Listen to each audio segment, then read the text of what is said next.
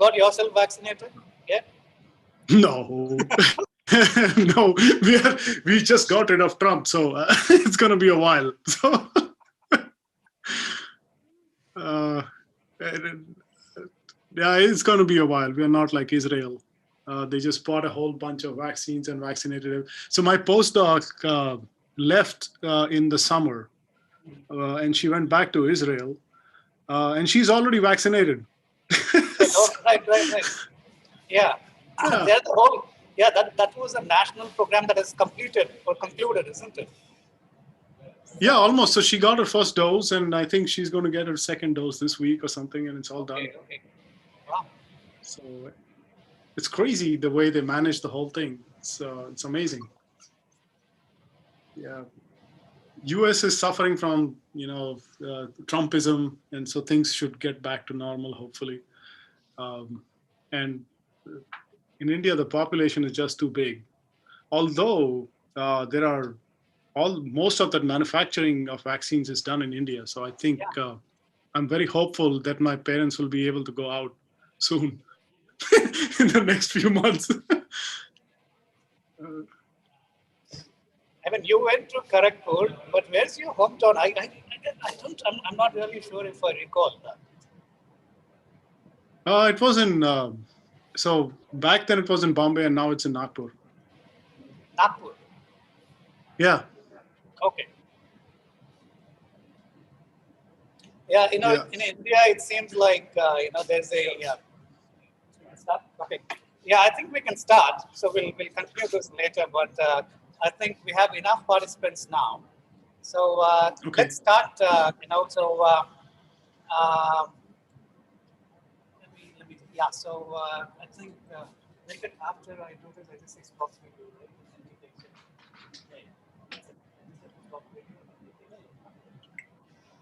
Yeah. So welcome everyone. Good morning to all. A very pleasant morning. So today we have a exciting lineup for you in this high-end computational biology and data science workshop. The first speaker is Dr. Samir Verma from the University of South Florida at Tampa. And Dr. Verma is a leader in molecular dynamics and MD simulations, and his lab, aims to uncover very general physical principles that underlie various physiological processes using simulations and computational techniques. Applying various methods from quantum mechanics, molecular mechanics, and MD. He did his master's in physics from IIT Kharagpur. Then he obtained his PhD from the University of Illinois at Urbana-Champaign in biophysics, and he did his postdoc at Sandia National Labs and Illinois Institute of Technology at Chicago. And currently he is the associate professor in the Department of Cell Biology, Microbiology, and Molecular Biology, as well as physics at USF. Samir has done a lot of extensive work in membrane biophysics and the transport of ions, biomolecular ionic interactions, and the aggregation of protons to form functional complexes. And he's expanding the horizons of his research to apply his deep physics, and physical intuition to many different systems. So we are honored to have Dr. Verma speak to us today. So Samir, over to you now. Thank you. Thank you, Ashok, for that extended long discussion, introduction of me. And thank you for the chance to present our work at this wonderful workshop that you guys have organized.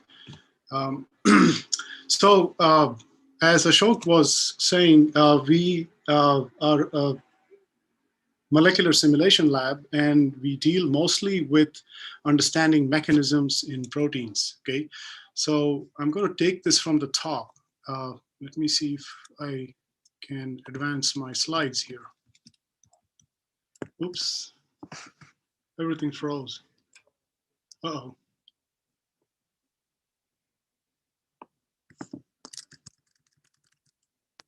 I'm going to stop sharing. Okay, having some technical issues here. Let me see if this works again. Okay, it started to work now. All right. So, like I was saying, we are interested in understanding protein function. Okay, so why do we care about protein function?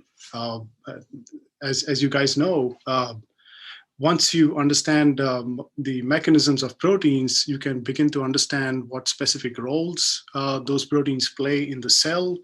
You can use that information to do bioengineering. You can accelerate the discovery of drugs through rational design. You can understand processes associated with evolution. You can also do nanotechnology. Okay. Now, what do I really mean by understanding mechanisms of protein Samir, function? just sorry to interrupt. Your screen is Yeah. not shared. Is that how you intended it? My screen is not what? It's not shared. We can see you, but we can't see it's. Oh, wait. Yeah, I had stopped. Let me share screen again. Yep. Thank you for telling me. Okay. I'm going to see if I can still play this. Yep. Okay. All right. So what do I mean by understanding protein function? Okay. So now imagine your protein is in some state. Okay. It might be the active state or inactive state, or it might be in some intermediate state. Okay. So at this state, it is going to have some level of activity, which I show here in a green circle. Okay. Now the activity of the protein in that state is going to depend on the structure of the protein, the dynamics of the protein, as well as the energy of the protein. Okay. Now, if the protein undergoes change in its state, we're going to call the state B. It is going to be associated with some different energy, which I refer to as H plus delta H here. Okay. And its activity in that state will still depend upon structure, dynamics, and energy. Okay. Now, what mechanism means is now what you want to understand is how does a protein go from state A to state B, or from state B to state C, or to some other state. And so understanding mechanism really entails how the protein performs its specific activity, as well as how the activity of the protein is regulated. Okay. Now take a closer look at the diagram or schematic from the previous slide. Okay. Note now that there are also arrows in red that I have drawn that all point towards the activity. Okay. The activity depends on the energy, structure, and dynamics. Now take a look at the arrows in black. Okay. This tells you that the structure and dynamics are interrelated, but dynamics depend on energy as well, and structure also depends on energy. Okay, so it's the energy of the system that drives the structure and dynamics, and ultimately also the activity and the function of the protein. Okay, so this idea was sort of revolutionized back in the 1970s by Martin Karplus, Michael Levitt, and Ilya Warshel, among many others, who said that since energy drives all these properties of the proteins, if there is a way that we can define the energy correctly, shouldn't we be able to predict them from simulations? Right? And that was the question they all sort of set out back in the 70s to do. Okay, what do I mean by that? So by that I mean is if there is a way you can define the energy of the system.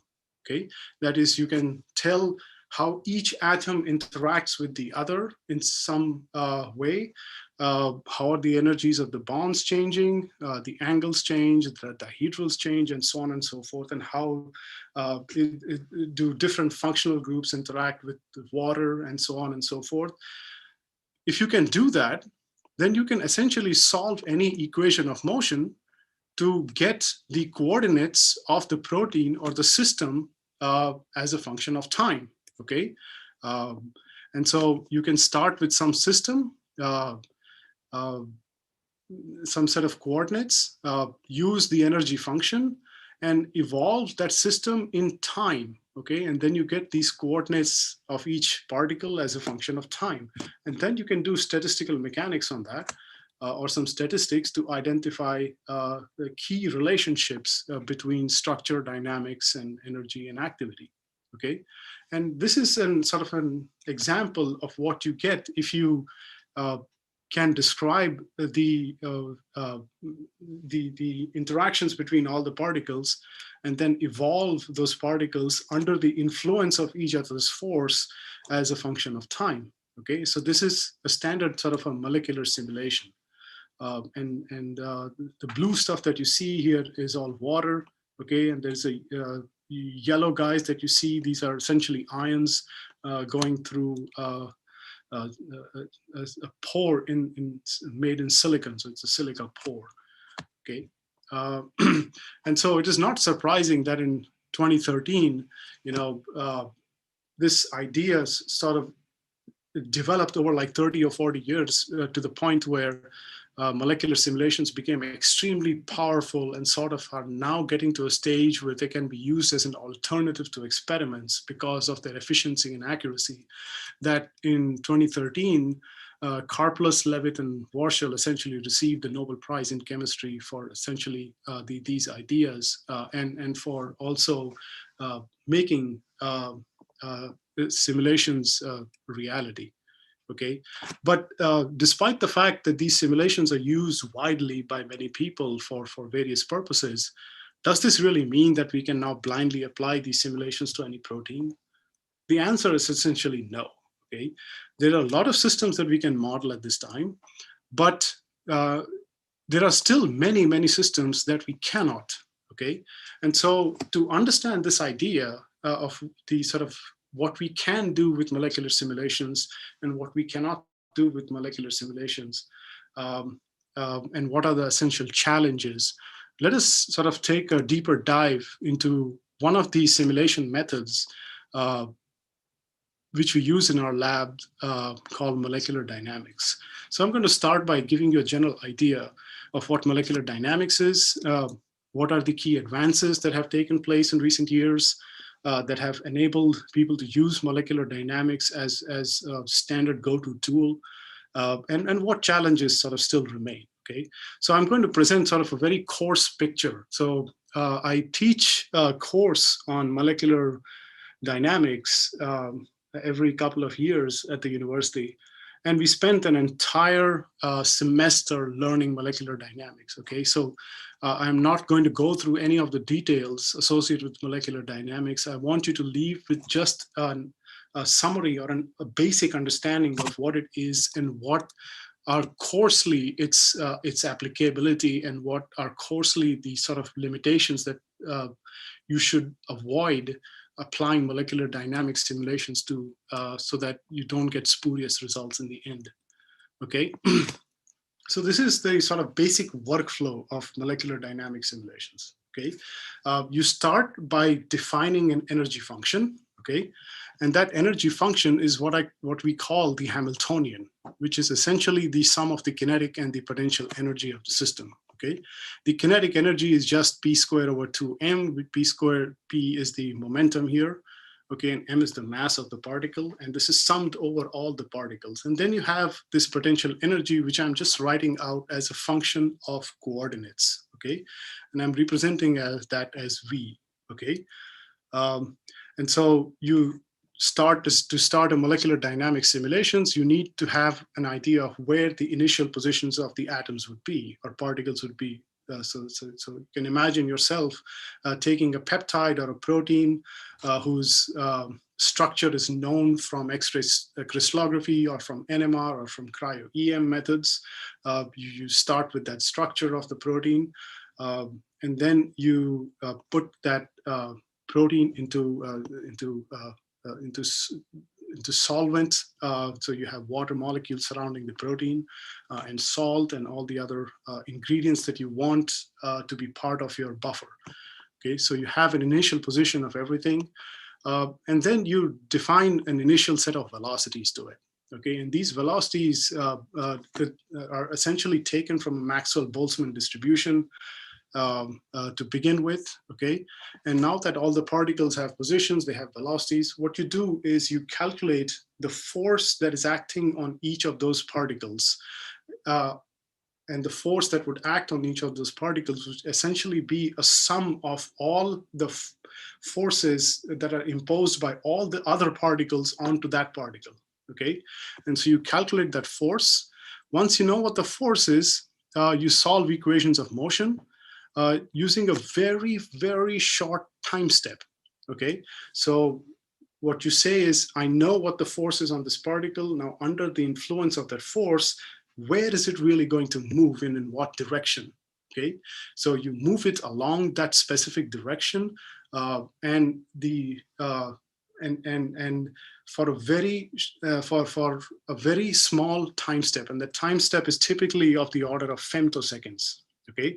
And once you progress it to the next step, you also not just calculate the positions, but you also calculate the new set of velocities that it would have, okay? And then you keep repeating this process until you have simulated the system long enough for millions and millions of time steps. So if your time step is, a femtosecond, in order to generate a picosecond, you'll have to run this through 1,000 time steps, okay? And if you want to simulate something of the order of a microsecond, then you have to solve this. You have to iterate over this loop. How many was that?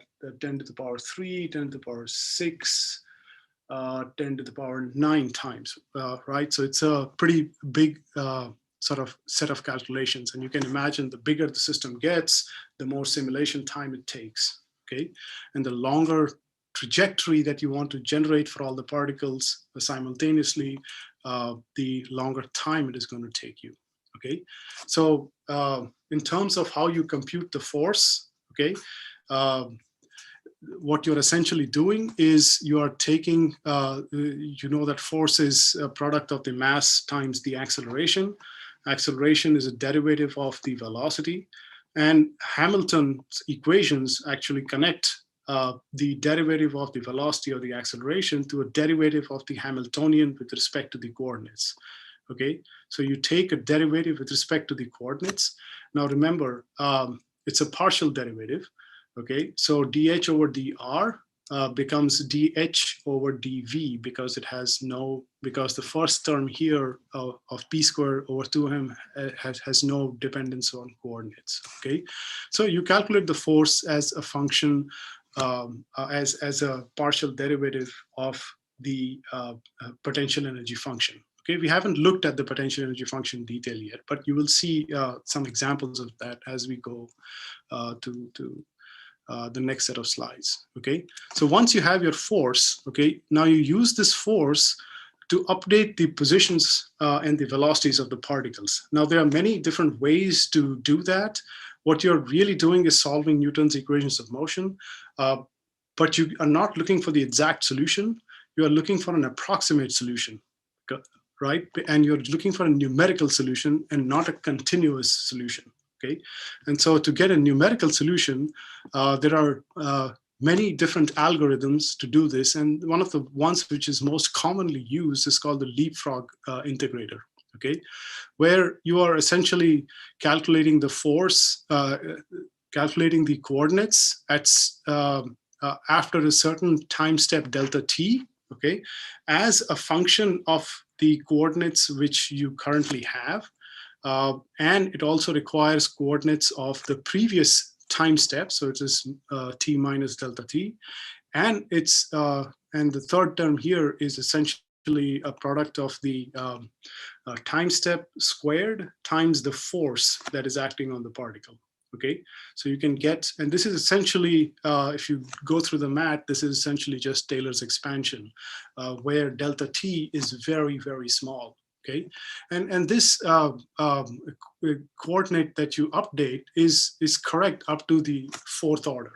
Okay, and so you don't consider any terms beyond the fourth order here. Similarly, you update the velocity of the particle, okay?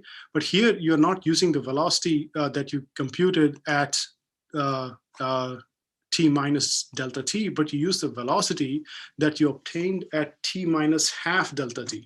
Okay, and the velocity that you're updating is not of t plus delta t, but of t plus half delta t. So what is really happening is that you're leaping velocities over coordinates. So you're calculating coordinates at delta t's, but you're calculating velocities at delta t plus half delta t, so sort of separated.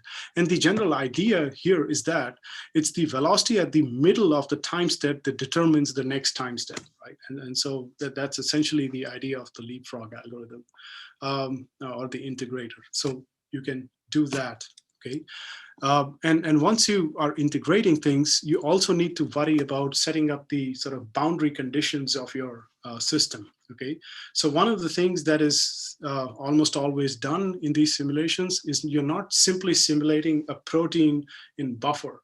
You're simulating infinite copies of the protein in water in the periodic boundary conditions, okay? So this is sort of shown here in this diagram in sort of two-dimensional form. So if you have two particles I and j in this unit cell, which is enclosed in solid lines, okay?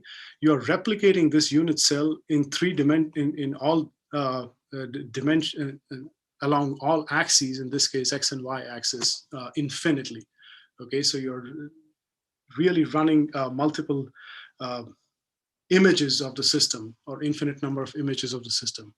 And the advantage of that is you don't have any solid boundaries or enclosures for your system. So if a particle leaves one of the edges, it is going to come back inside the box from the edge that is on the opposite side. Okay, so it leaves from the left side, it's going to come back into the right side. So you have a continuous system.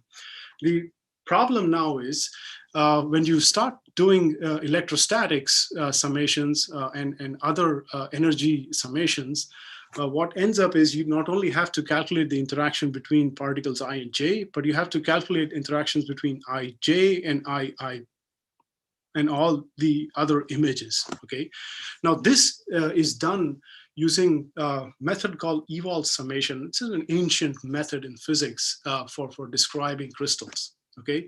But the advances of doing Ewald summation in a very fast way came a little later, when they were actually needed. So the two key advances in doing Ewald summations, one came from Tom Darden's group, where they developed something called particle mesh Ewald. So instead of doing a continuous solution, they are doing this on a mesh, and that accelerates the algorithm. Okay, and this was a very phenomenal advance in the field of doing Ewald summation. And then there was, when you're doing these Ewald summations, you also have to do something what is called the Fourier transform. Okay, so if anyone who has taken a course on X-ray crystallography, or if you've heard of X-ray crystallography, you would have heard of Fourier transform. Okay, and so the other advancement came in the development of an algorithm that is now very famous as FFTW, which just literally stands for fastest Fourier transform in the West. Okay. And this was developed in MIT in 1997, which literally opened the field and allowed people to do these calculations at a very rapid rate.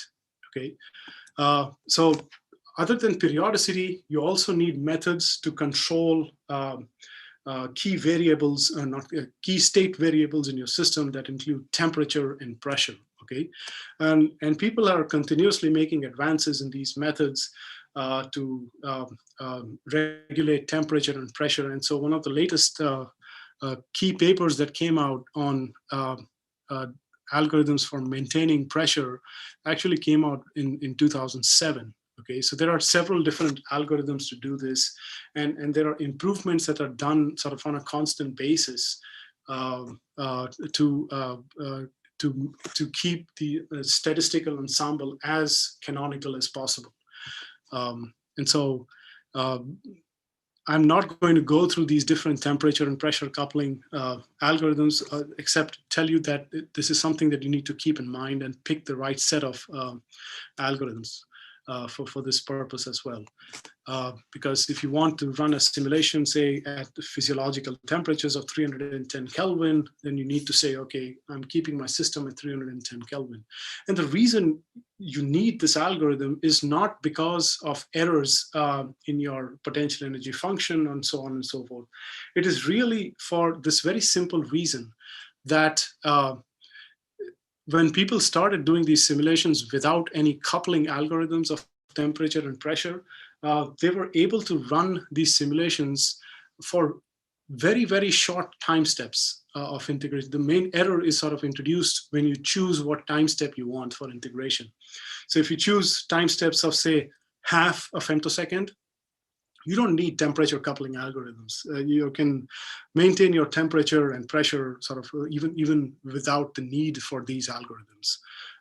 But now if you want to use a longer time step, say of 2 femtoseconds or 3 femtoseconds, what happens is that error that you get in choosing a longer time step introduces errors in your energies, which the temperature coupling, and so when it introduces errors in the energies, what it really ends up doing is it either increases the temperature or decreases the temperature, or compacts the box too much or expands the box too much.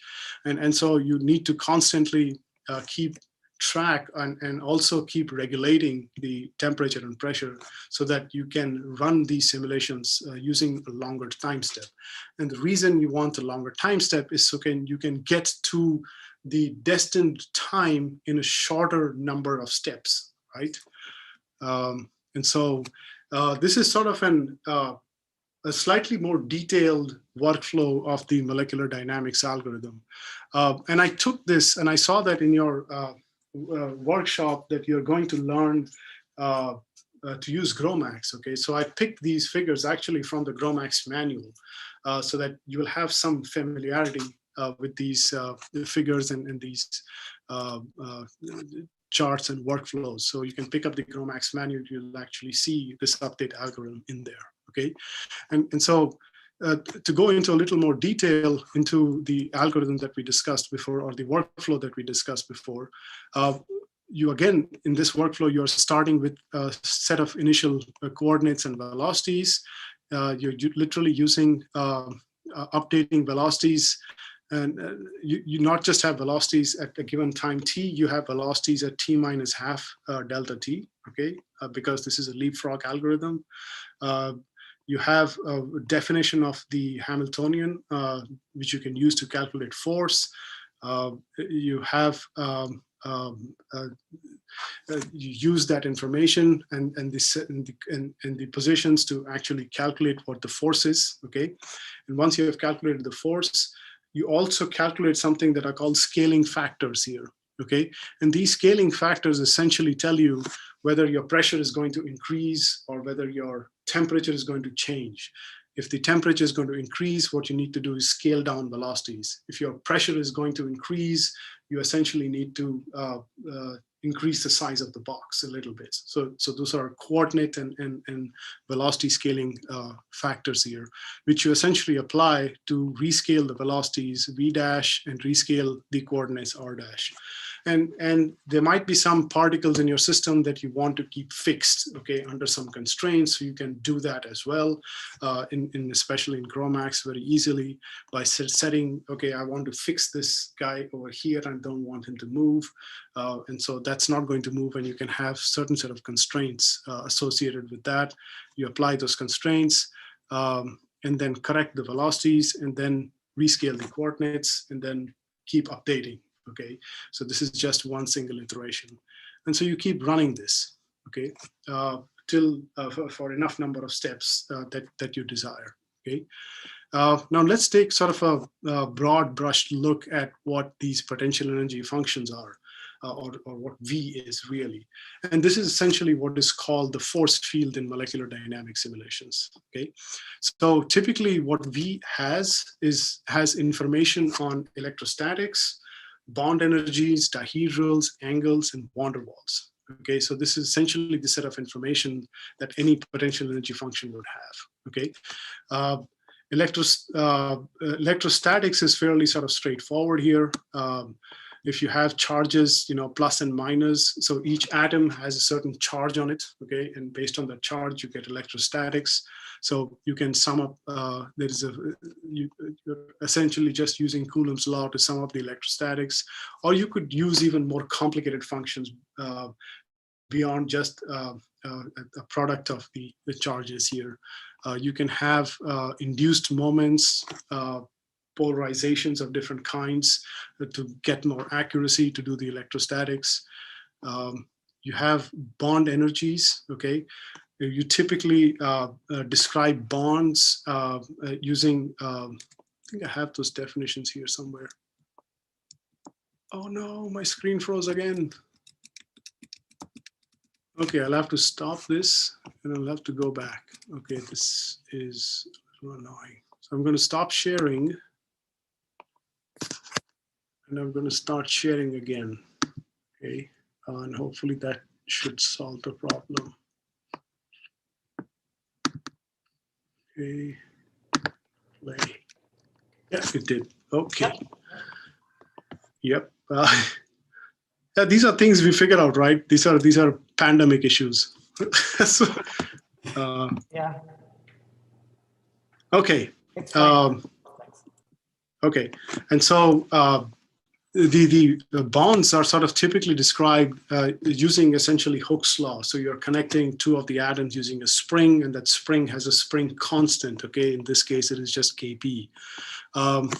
The angles, you also typically define using Hooke's law. So you have a specific angle that is sort of connected by a spring, okay? And then you have this spring constant Ka for the Hooke's law, okay? And the potential energy function that I'm sort of discussing is the amber potential energy function here, okay? It's not important at this point, but just for the sake of completeness, I'm just telling you that is the amber potential energy function, okay? You define things called torsion angles, okay? So this is essentially the rotation about a bond itself, right? So you have these two guys in red here, which are connected by a bond. If you rotate, if your rotation axis is about this bond, you're not going to change the angles between the blue and the green guy, but you're just going to change their three-dimensional orientation, okay? And this is something you really need to do for an sp3 hybridization. Okay, and so you have these torsion functions. They are sort of described using a sum of sinusoidal or cosine functions. Okay, they're also called Reichert-Bellman potentials. And then finally, you have these van der Waals interactions. Okay, so van der Waals interactions are, as many of you may know, are electrodynamics forces, are due to electrodynamics forces, okay? And so they exist between all particles, okay? It's not like they're going to exist only between certain particles, they exist between all particles. So if you bring two argon atoms or two neon atoms close by to each other, what happens is they start attracting each other at a certain distance, okay?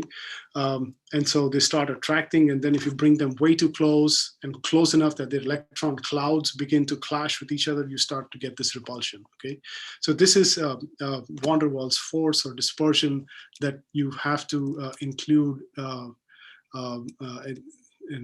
for all the particles, okay?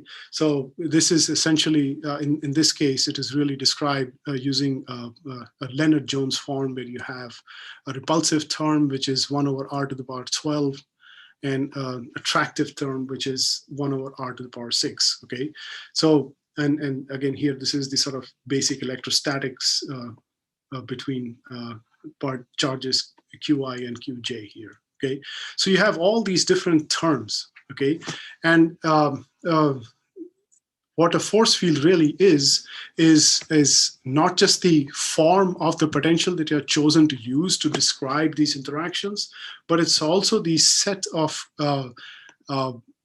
parameters like epsilon and sigma and Ka and Kb and Vn, okay, and omega and gamma, that you really have to figure out what they should be, okay? So what you're doing here is you're taking a very complex electronic level interaction that can truly only be defined accurately using the Schrodinger's equation, okay? Or the Dirac equation if you want to look at spin effects as well. So you're taking this very complex energy surface and you're saying that, you know what, I don't care about where the electrons are, I only need to know where the atoms are going. And so I'm going to approximate those electron densities by these set of functions, okay? And this sort of classical model, okay? And so once you make that assumption, you don't have any more electronic clouds there, okay? And all you have are a bunch of particles which are interacting with man-made forces here, okay? So this is something we define and we think this is how they should be interacting. And there has been a lot of evidence in literature. So these functional forms that people are using, they're not just randomly written. These essentially come from observations, both experimental and from very high level quantum mechanics. So if you take two hydrogen atoms in a hydrogen molecule and you pull them apart, they will actually behave like a spring, okay? But up to a certain distance.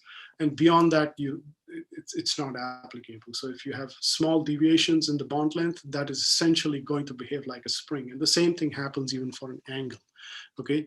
The form of the torsion potential that is chosen here essentially is what you see when you change these torsional angles in a very high level quantum mechanical method, using a quantum mechanical approach, okay?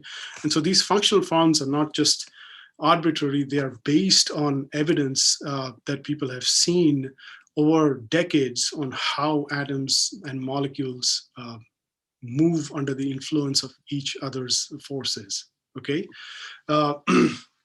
So how are these force fields parameterized? Okay, so these are essentially parameterized, or rather the force field parameters are chosen and tuned using a very, very rigorous process that is very time consuming, using reference data that you obtain from very high level quantum calculations, gas phase experiments and condensed phase experiments. Okay? And you have to keep going through this whole ordeal of finding the best set that represents the molecule under different conditions, at least those conditions that you want to run.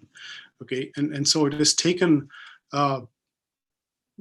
dozens and dozens of PhDs and efforts from many different groups and labs that we have the kind of force fields and the kind of methods to do these simulations and in a useful way today. Okay, so it is not just a few people who have really done this work. It is many, many people who have contributed to the development of force fields, development of these methods over multiple decades. Okay, and there are, so what I'm now listing are sort of the commonly used force fields for proteins. Okay, so there are three flavors of force fields that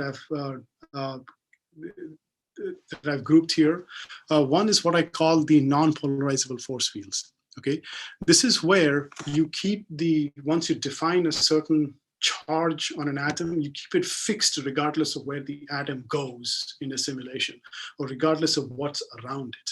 Okay, so that's why these are called non-polarizable force fields, and there are flavors of these force fields in amber and charm and OPLS and Gromos and many others. Okay, then you have polarizable force fields, where depending upon the electric field that the atom is experiencing, the particle or the atom is going to develop a dipole moment or a quadrupole moment. Okay, so those charges that are defined can change in response to the environment. Okay, so these are polarizable force fields, and these are force fields that have started, whose development really started at the turn of the century. So before that, people only had non-polarizable force fields, but then there was a real need for polarizable force fields because there were certain places where you could not apply non-polarizable force fields, especially in cases where you have very high charge densities.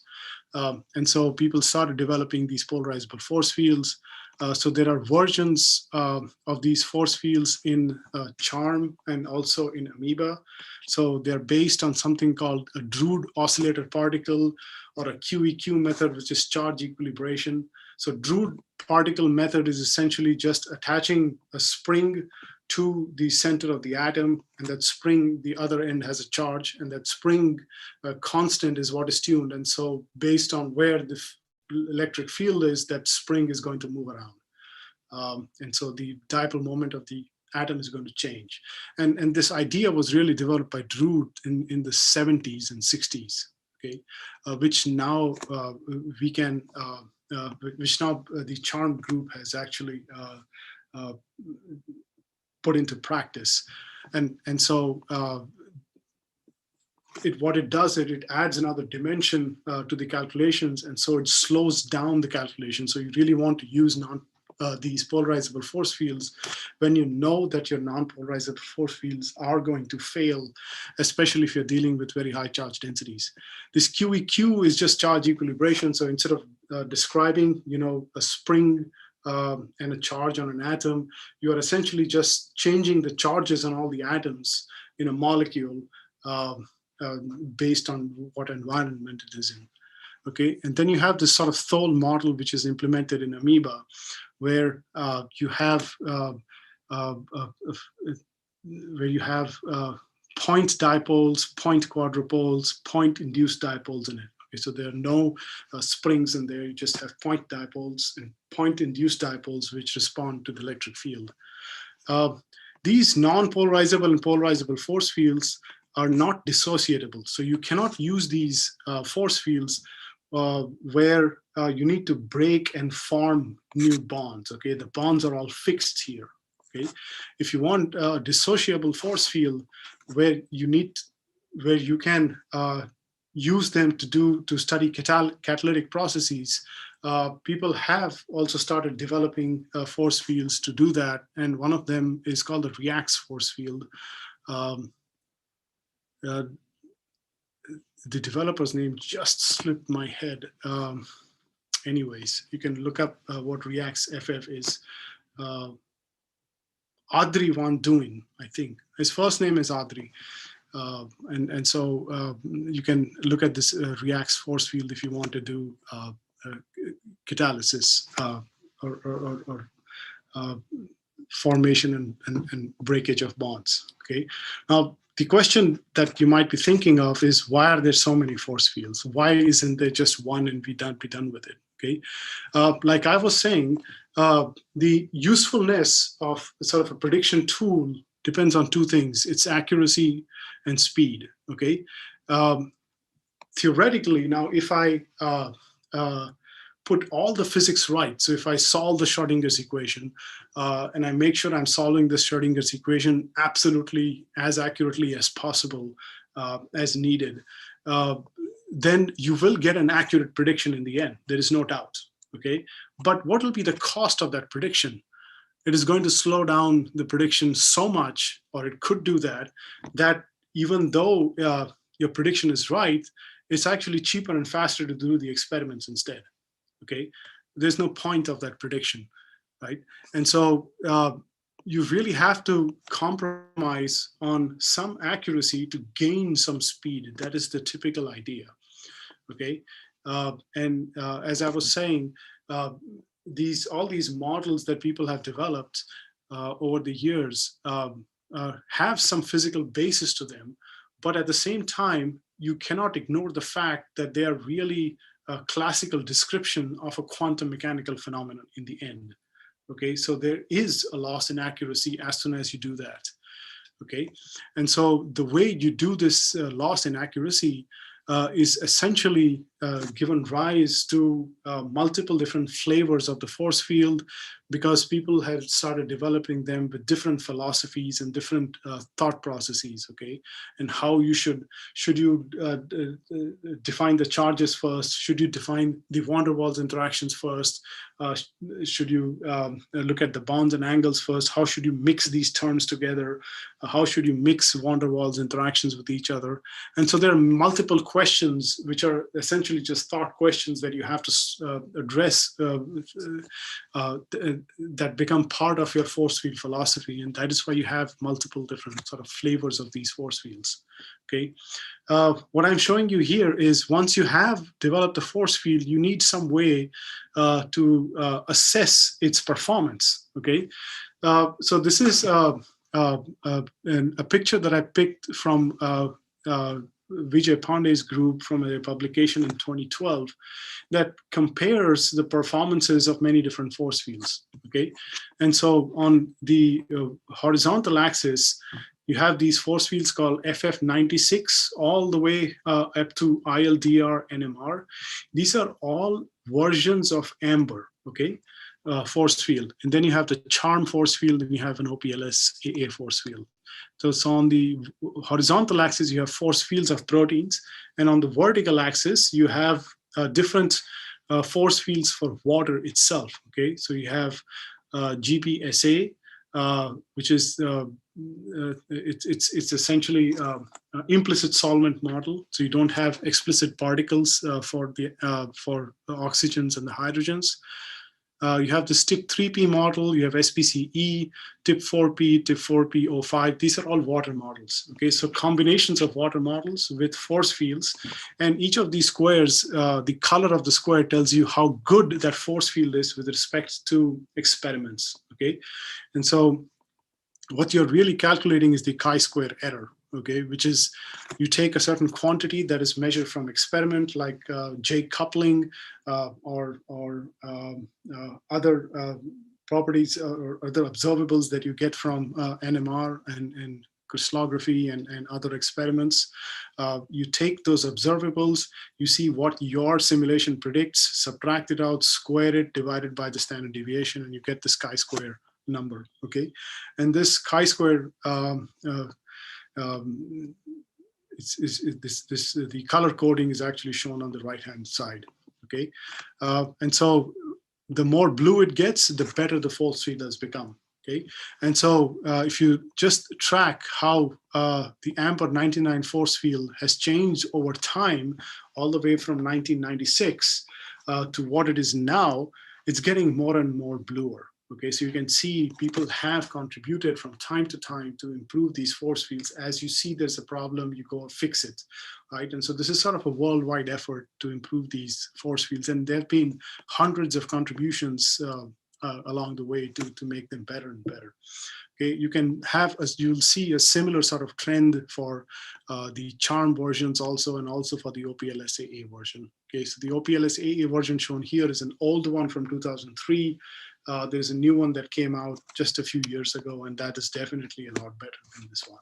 Okay, and so this is sort of a way to assess the performance of a protein force field.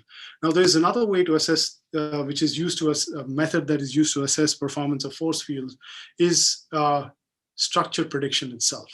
Okay, so what do I mean by structure prediction? So if you start with if you see this movie, this is a movie of a protein that is folding on a computer, okay, in the molecular dynamics algorithm. Okay, so you start with a random coil formation of the peptide, and you just let this system evolve in time. Okay, now there is also lots of water around here that is not shown for the sake of clarity. Okay, and so this protein, after a while of simulation of several tens of microseconds of simulation, it ends up folding into a configuration that is native to what you see that you obtain from experimental methods of crystallography and NMR. Okay, and so you can start with the completely open chain. You can fold the protein. Okay, and so that is another way to assess how good your protein force field is. Okay, and so this is just a chart showing multiple different proteins that have been folded in computers and compared to experiments. So the blue color shows the prediction from simulations, and the red shows the experimental structure. You can see it sits right on top of each other. So this is another way to assess the performance of force fields. Now, there are many other ways to do that. And sometimes you need to be you need to pick performance evaluations based on your system. And I'll show you a couple of these when we discuss applications that we have done in the group. There are some key challenges that still remain in force field development. One of those challenges is in understanding, in describing the interactions of ions with proteins, okay? So ions carry this massive charge, create this massive electric field, okay? And because of that, the force fields that are developed are not as good as you want them to be. In fact, they're terrible, if I may say. If you're treating, say, ion translocation through pores using molecular dynamics, there is a 99% chance that your results are going to be wrong. And if there is a chance that they come out to be right, it's just serendipitous in the sense that you have a whole bunch of cancellation of errors and you're getting the right answer for a bunch of wrong reasons, okay? Over the years, we have been putting a lot of effort into developing these and into improving these force fields.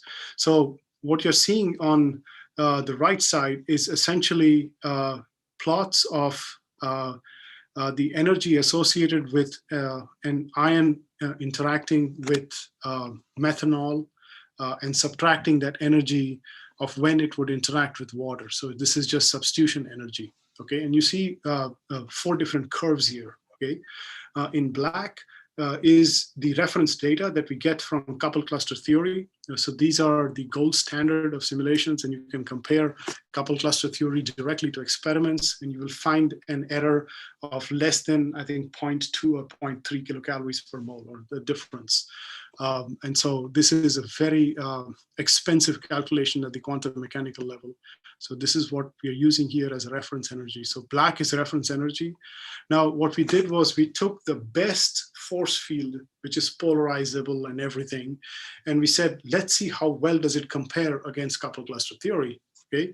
And so that is the red guy, the original guy, and it's an amoeba force field for the sake of completeness.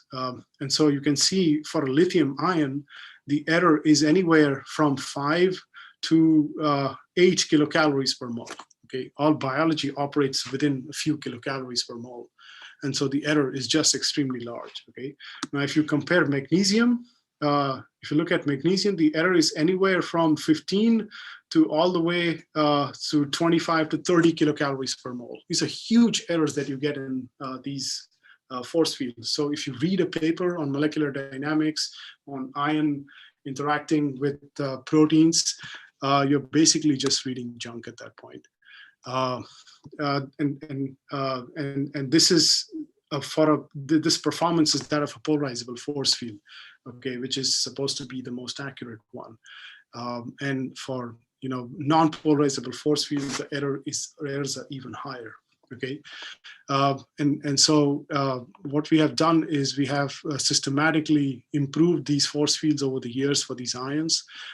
So Polestar and Polestar plus NB fix tell you that the new ones that we are publishing are as accurate as you can get with coupled cluster theory. So there are efforts that we and many other groups also are making in developing and improving these force fields for ion ligand interactions. There are also problems of force fields with describing intrinsically disordered regions in proteins or IDPs. They're not as accurate. And there are some sampling issues that you run into where the protein gets, or the peptide gets stuck in conformations that are not really seen in NMR experiments. And so there are efforts undergoing in multiple labs to improve the performance of force fields for intrinsically disordered proteins.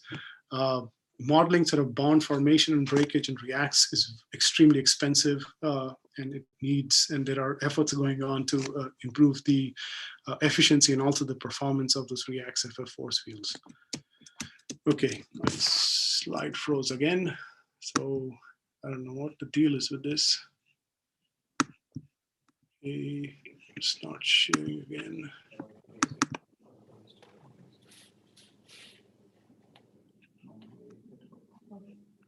Okay. Now let me tell you some cool things. Samir? Yeah. Okay. Yeah. So maybe like I know you can enlighten us for another 10 minutes, and then we'll have a 15 minutes for questions. Sure. Right. 10 minutes. Yeah. Okay. Okay. Yeah. Okay. All right. Play. Okay.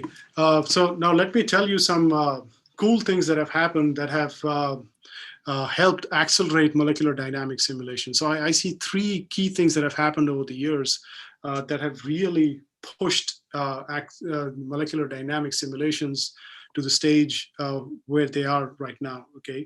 And so one of the cool things happened was just at the turn of the century, where Vijay Pandey's group from Stanford developed this system called folding at home.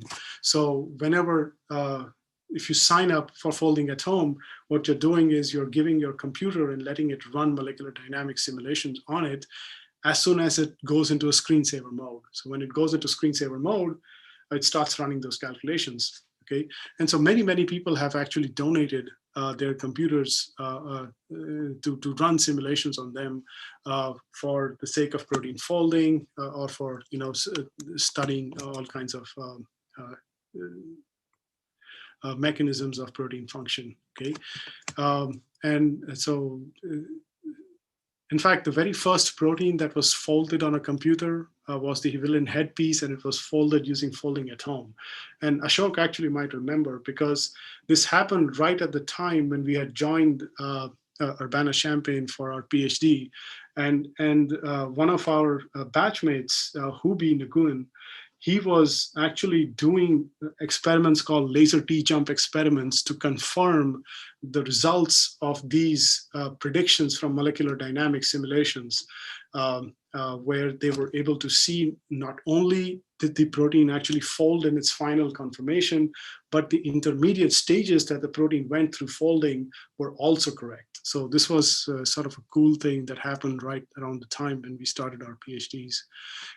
This is a more recent development where D.E. Shaw's group, which is a private group, it is not a university group, where they developed a very specific CPU for doing only molecular dynamic simulations. So it has these functions hard-coded on the chip itself. Okay, and that is one of the things that really makes it faster. And the way they distribute the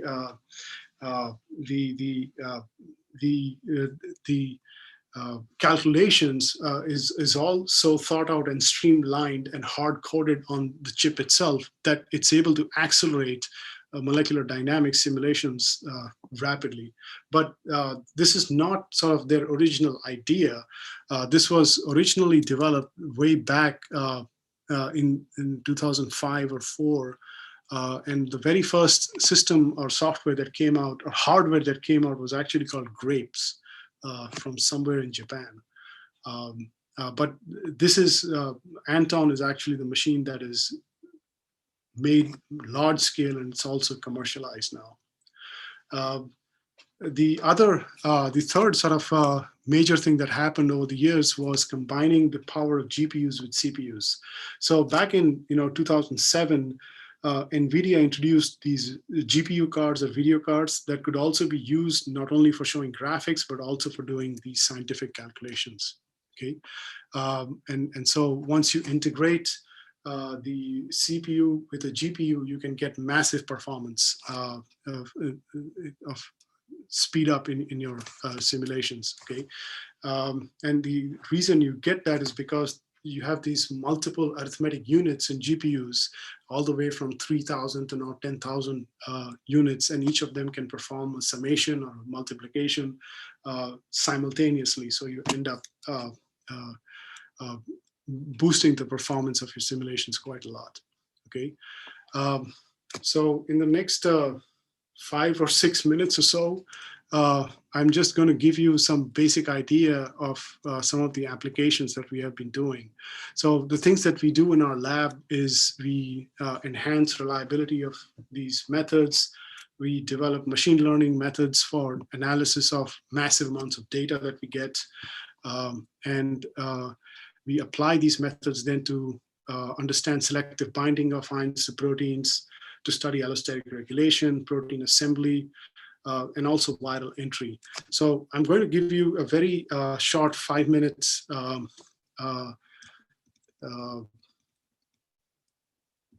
sort of, I'm going to skip through this story on collagen, and I'm just going to tell you some of our recent results that we got on understanding this virus, which has been bothering us for almost a year now. Okay, and so this is some research simulations that we did on the complex between spike and ACE2 to understand some very specific questions on why the SARS-CoV-2 virus is more infectious than the previous version of this virus, which caused a small sort of pandemic back in 2003. Okay, so as we know, this these coronaviruses use these sort of ACE2 receptors to bind to gain entry into the host cell. Okay, and so over the years, people have done a lot of research on coronaviruses, and what is known and learned by studying these various infections in multiple species is that the transmissibility and the disease severity of this virus, of this infection, correlates quite strongly with how tightly the spike proteins of these viruses binds to the ACE2 receptors. Okay, and when this pandemic broke, there were very quick studies which were done from reputed labs where they measured how tightly the SARS-CoV-2 the SARS-CoV-2 binds to ACE2. Okay, and it turns out that it binds pretty strongly using sort of at sort of nanomolar concentrations, right? So its KD is around a nanomolar, and different experiments sort of give you sort of this range of some 1.2 to some 44 nanomolar binding affinity. Now, if you run the exact same experiments under the same conditions on SARS-CoV spike binding to ACE2, you find that there is 5 to 20-fold higher binding strength of CoV2 spike protein to ACE2 compared to CoV. Okay, so CoV2 binds with 5 to 20-fold higher affinity compared to CoV. Okay, and so when we saw these experiments, we started thinking, why is it that CoV2 binds to spike binds to ACE2 with much higher affinity? Okay, if you look at these sort of amino acid sequences and you compare those of the spike RBD, which is the receptor binding domain of spike, and you compare those sequences of the two spike proteins, you find that there are almost like 40, 45 amino acids which are different, okay? And the ones which are highlighted with these dots here are the ones which are present at the binding interface with ACE2, okay? So there are differences also at the binding interface, and I think 10 of them are different at the binding interface, and many of them are different everywhere else, okay? And so crystallography was performed very initially, very early in March, and crystal structures came out from multiple labs. And what they found was that ACE2 makes exactly the same interface with the spike RBDs of CoV and CoV2. So you can see in green is the ACE2 here, and the SARS-CoV and SARS-CoV-2 receptor binding module makes almost identical interfaces, okay, despite all those differences in amino acids. And so we started thinking of why is one binding more strongly than the other. So these crystal structures also told us the kind of polar interactions which are present at the interface and the hydrophobic interactions which are present at the interface. So if you count the number of polar interactions that form between COV and ACE2 and between COV2 and ACE2, they're identical. So I think there are 11 polar hydrogen bonds, and there is one salt bridge in both cases. Okay. If you look at hydrophobic matching, you find that COV2 makes a smaller hydrophobic interface with ACE2 compared to COV. So COV has a much higher hydrophobic interface. What that really means is that COV should have a much higher binding affinity. So the higher your hydrophobic interface, the higher the binding affinity you should have. And so based on looking at polar interactions and hydrophobic interactions, you're like, COV should bind more strongly than COV2, then why is it the opposite case? Okay. So what is missing from these X-ray structures? What is really missing is, don't get me wrong, these X-ray structures are absolutely essential to what we do, but they do not provide us with all the information. The thing that is missing from X-ray structures is information on thermal motions and structural fluctuations of proteins and also water. Okay, you get a single snapshot, you don't see how things are moving. Okay, you do not get a sense of what temperature might do to these structural conformations. Okay, now why do we expect these protein dynamics to affect receptor binding? So just recently, around 2 years ago, we had published a paper on the role of these structural fluctuations on how they affect the entry of paramyxal viruses. And what the cool thing that we saw here was that if you just do crystallography, you see almost a zero effect of receptor binding to the structure. It is only when you introduce thermal fluctuations, you can now begin to see differences in the structures of these viral proteins due to receptor binding. Okay, and so this is something that we had published just a couple of years ago. So we said, okay, let's run molecular dynamics on this. But how confident are we that the molecular dynamics is going to faithfully reproduce dynamical information? So a few years ago, we had also tested force fields for their ability to reproduce dynamics. And the quantity of most interest is that we compared the dynamical quantity that you get from NMR, called the second order parameter. We compared what you get from NMR to MD, and you can see for multiple states of the protein, we got almost a 0.8 correlation, which is really good because there are approximations made also at the experimental level.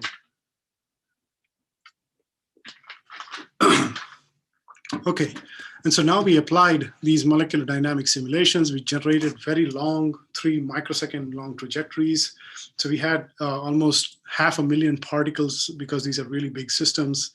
And what we found were just a couple of things that I want to go through, which tell us why this is happening. And so the first thing we note was that the conformations that you get from MD, or the binding modes that you get from MD, are very similar to what you get from X-ray structures. Okay, so the binding modes shown in blue are superimposed over the X-ray structure, which is shown in gray here. So the fluctuations are just around what you get from the crystal structure, which is a good indication that our simulations are not deviating from experimental information. Now, what we also find from these simulations is a result that is consistent with X-ray structures is that ACE2 makes a much larger number of hydrophobic contacts with COV compared to COV2, right? And so that is what we expected. Now, here is where the main difference is. What we find is that ACE2 forms 45% more polar contacts with COV2 spike compared to COV. Now, when we had seen the X-ray structure, we had seen identical number of polar contacts. Here, when we do molecular dynamic simulations, we find a 45% increase in the number of polar contacts for COV2 as compared to COV. Okay, so it's not just in hydrogen bonds, but it also is in, salt bridges. And these polar contacts are not emanating all from, say, one little portion of the interface, but they are higher throughout the entire interface. So in amino acids which are conserved between COV and COV2, even there, the probability of formation of hydrogen bonds is much higher in the case of COV2 as COV, okay? And furthermore, we find that COV2 interacts with ACE2 using a much higher combinatorics of these polar contacts. So it can not just make one or two, it can make many, many different types of combinations of these polar contacts. And these hydrogen bonds also last for a longer time.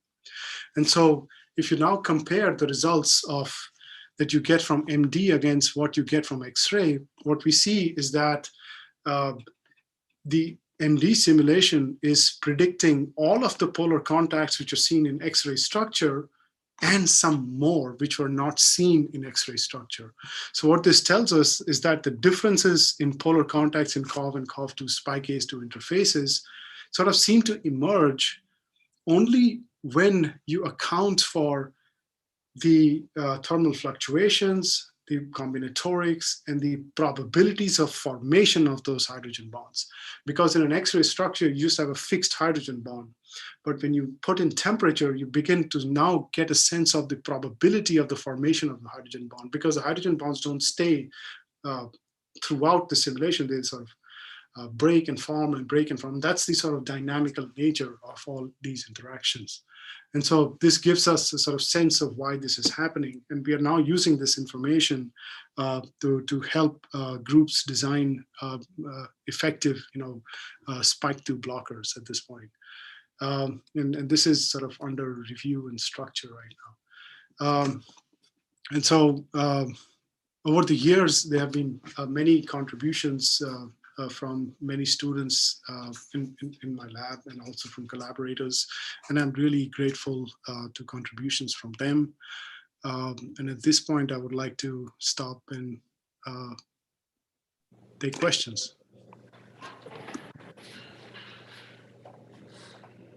Thanks, Samir, for a very fascinating overview of the field. And I think you just had a few moments to present your current research on the coronavirus, your contributions to that as well. And I think we should reserve another full lecture from you, with respect to your work in your lab as well.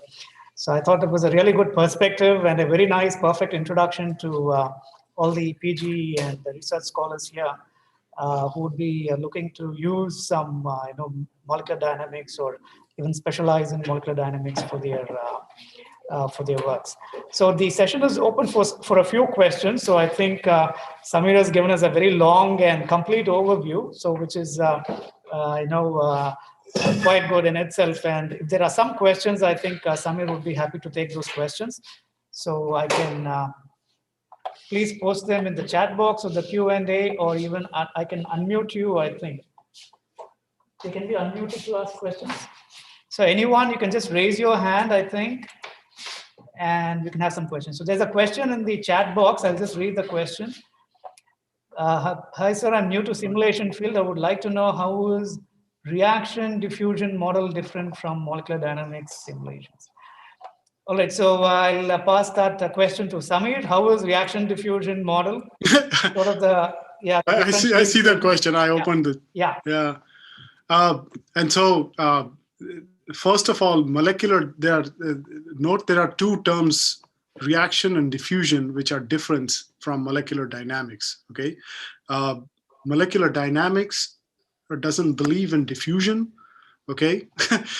You're basically treating all the particles and you expect everything to be deterministic and not probabilistic, okay? As soon as you use the word diffusion, you are using probabilities of movements, okay? You make the process more stochastic. It's a simple example I can give you is that if you decide not to include explicit water in your simulations, you have to do a stochastic diffusion model, because now you have to account for the friction of amino acids, which would have bumped into water, but now since water is not present, there won't be any collisions anymore, and so you have to account for diffusion there. So that is what is a diffusion model. Okay. Now I'm not sure precisely where you got reaction from. This reaction could actually either mean that you are computing the reactive field using some generalized Born approximation, or you might actually be carrying out a chemical reaction. So I'm not very sure where that reaction comes from, but it could mean two different things. Yeah, I think that's more about the systems modeling rather than the dynamics itself, not at the molecular dynamics, but rather having these systems of interacting players. I think the question could be more related to that as well. So I had a question. Yeah, so there are, yeah. I had a question like, when you spoke about the challenges in the MD, and you said that, with respect to the disordered protons, it's quite difficult to apply these force fields. So what is your, sort of intuition about where the stumbling block really is with respect to going ahead and modeling the movements of these responses of these IDPs to the thermal fluctuations, for example, isn't it? Right. And so what people are finding is that there are problems in how the dihedrals are defined for prolines and glycines. And that's where, and that is one area of that requires improvement. And then, as you know, there are IDPs mostly contain charges, right? So if you have intrinsically to also disordered region, you'll have a shortage of hydrophobic residues, or rather you'll have a higher density of lysines and arginines there and glutamic acids. So you have a very highly charged environment. So that brings us back to the problem that we have with force fields, is describing, ion ligand interactions. So that is another issue that is bothering them. And so you have to fix them both, I think, to be able to model IDPs properly. They actually interlink both those challenges. Yeah, both of those challenges are interlinked. Yeah. Okay, there's another question in the Q&A. I think the participants can unmute and ask Dr. Samir your questions. Let me just read this question posted by Sankaran. He says, to what extent the structure-based models in which the folding is guided by the native structure of the protein, to what extent are these models reliable to study the protein folding? Okay. What extent they're reliable? And so there are many publications on protein folding using these molecular dynamics methods. And to tell you frankly, I have not seen a system where people have predicted a structure that is different from what you get from X-ray structures. Now, this could be because of the fact that when someone did a simulation, they did not get the right structure, so they could not publish it. But I have not seen something like that. The point is, if you're getting all the forces right to a certain extent, you should get the right structure in the end.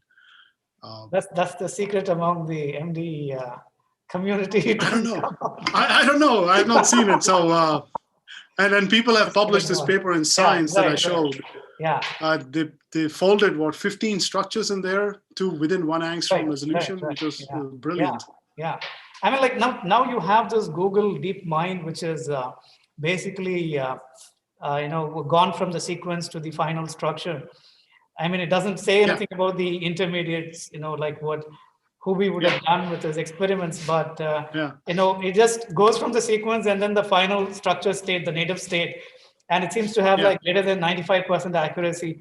And like you have these difficult proteins and the easy proteins, and it's like near 100% accurate for the easy ones and very good for the difficult ones. But it's a black box, isn't it? Yeah. Okay. Yeah, DeepMind was one of the biggest things that happened in 2020. It was really cool.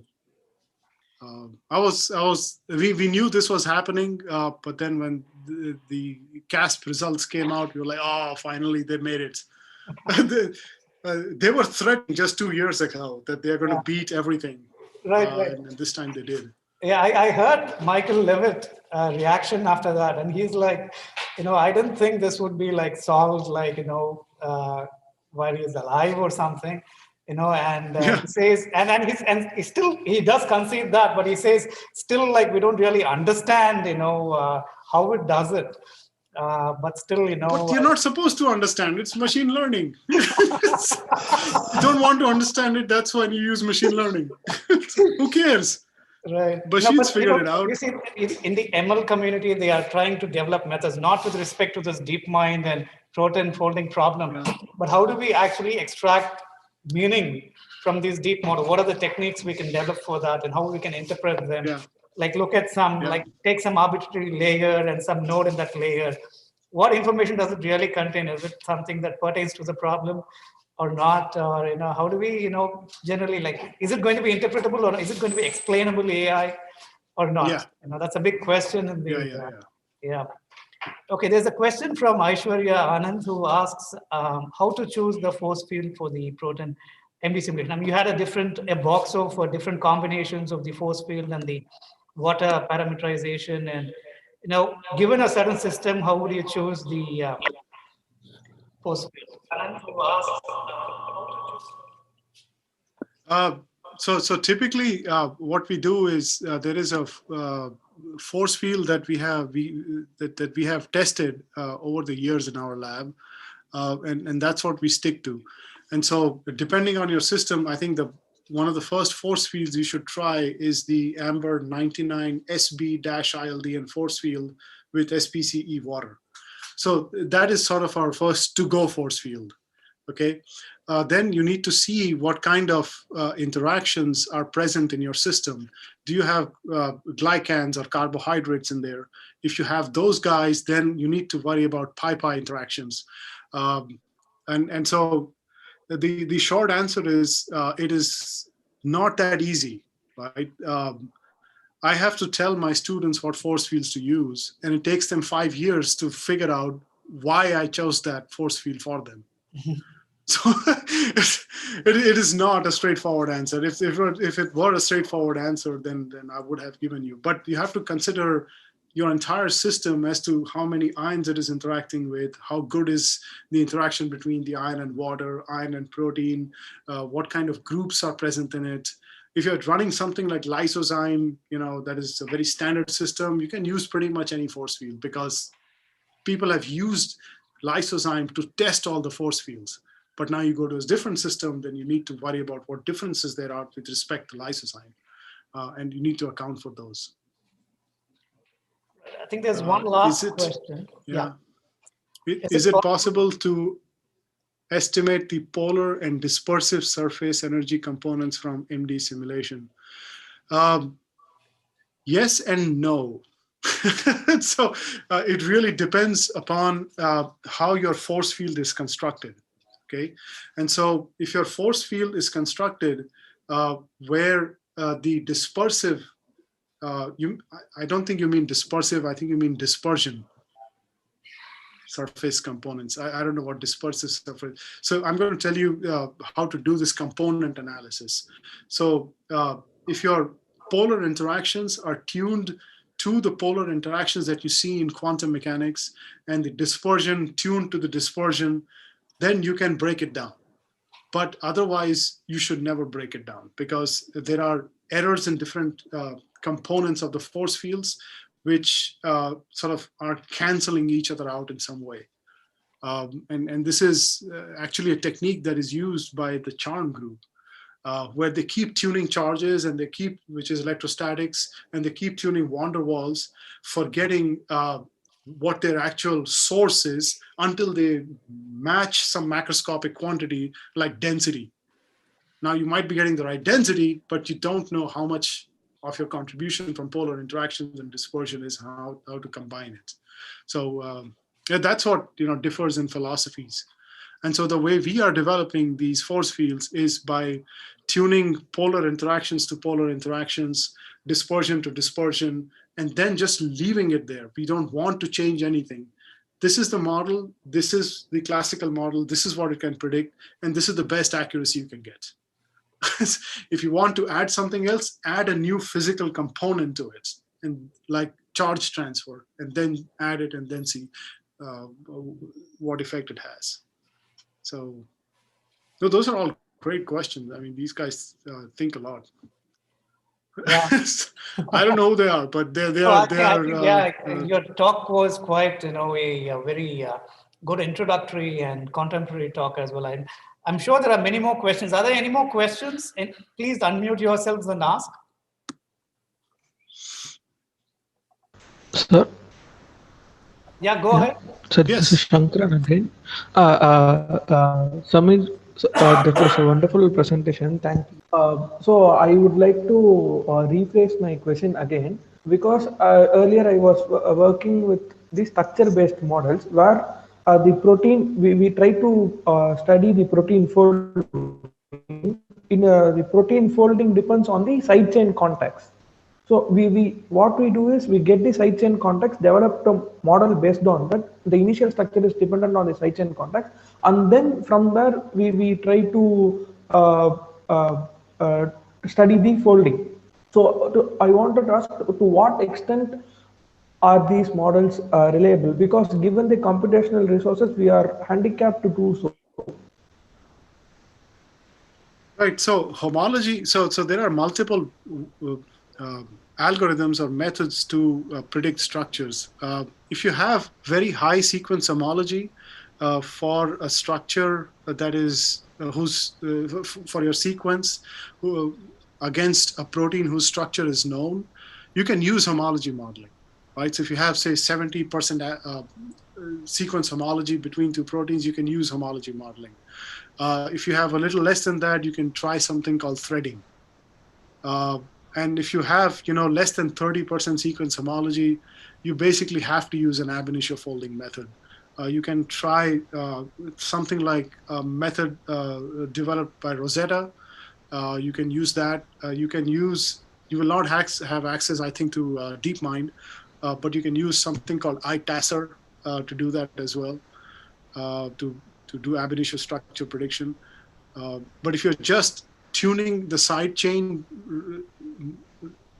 rotations, I think you're referring to homology modeling, because that is typically what is done in homology modeling. You first take the backbone structure of your template protein and thread your target protein on it, and then just optimize the positions of the side chains. So you assume that the backbone structure is going to be conserved, and after that, all you're doing is, finding the rotamers of the side chains, and then finally doing a global optimization of the protein. So is that what you were referring to? Yeah. Thank you. Yeah. So what is Okay. the methodology that you use in your lab? We don't do protein folding at all. So, but we have used homology modeling to come up with starting structures for some systems. But we don't do homology modeling per se in our lab. It requires extremely extensive resources, first of all. Yeah. And there are way too many people who are well trained in this, who should really be leading this field. My expertise is mostly in force field development, making sure things are running accurately, in doing machine learning stuff, and so that's what we focus on, and developing mixed quantum molecular mechanics methods. Okay. So, thank you. Are there any more Yeah. questions?